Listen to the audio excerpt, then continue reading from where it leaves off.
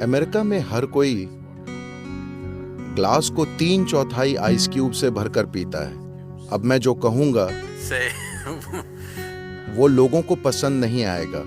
जब योगिक संस्कृति में अगर आप एक योगी हैं, अगर आप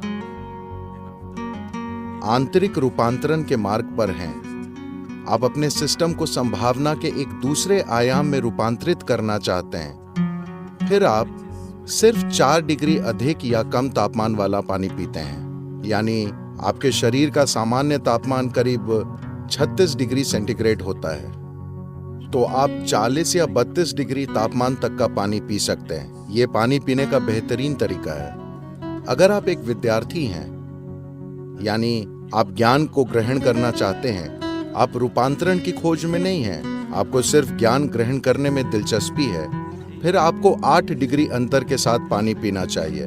यानी आप 44 डिग्री और 28 डिग्री तक पानी पी सकते हैं। अगर आप एक गृहस्थ हैं जिसे किसी रूपांतरण या ज्ञान में दिलचस्पी नहीं है, आप सिर्फ अपनी पत्नी और बच्चों और पति को संभालना चाहते हैं, सिर्फ यही आपका काम है, फिर आप दोनों ओर 12 डिग्री अंतर के साथ पानी पी सकते हैं। उसके आगे किसी के लिए भी अनुकूल नहीं माना जाता।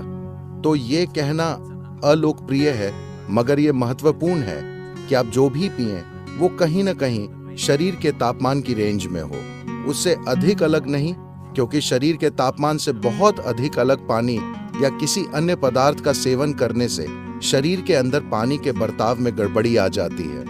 मैं जानता हूं कि आइसक्रीम पसंद करने वाले लोग और अब मुझ पर चिल्लाएंगे।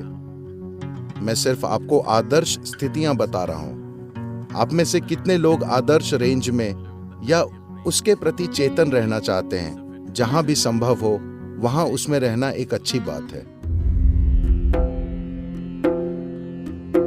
अगर आपको प्यास नहीं लगती, अगर आप पानी नहीं पीते, तो कुछ नहीं होगा, आप ठीक रहेंगे। सिर्फ अमेरिका में अगर आप पानी नहीं पिएंगे तो आप मर जाएंगे।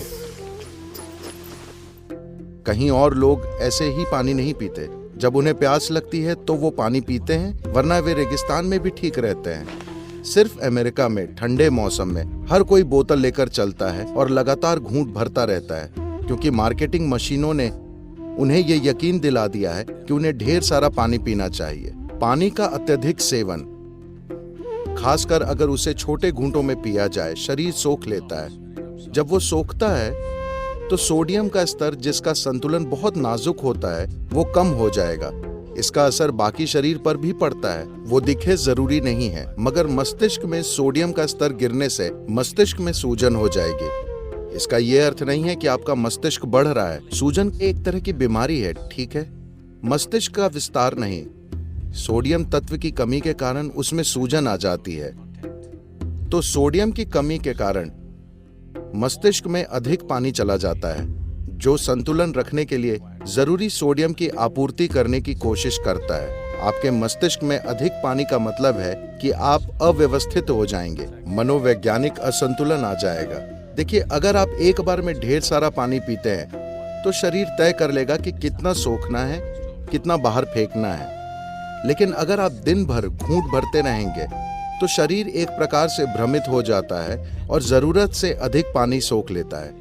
लेकिन मान लीजिए अभी आप 2 लीटर पानी पीते हैं, वो सारा शरीर में नहीं जाने वाला। जितनी जरूरत होगी वो ले लेगा, बाकी बाहर फेंक देगा।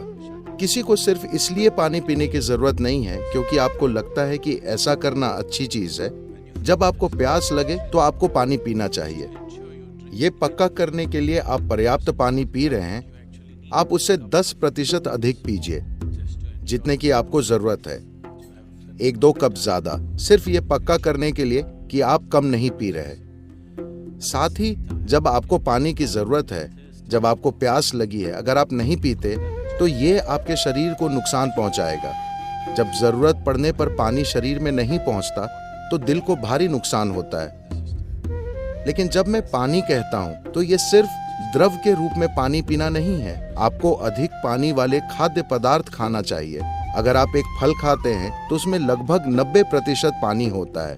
सब्जियों और बाकी चीजों में लगभग 70% पानी होता है। जब आप भोजन करें तो उसे कम से कम आपके शरीर में जल तत्व के प्रतिशत के बराबर होना चाहिए। तो आप जो भी खाएं उसमें कम से कम 70% जल तत्व होना चाहिए।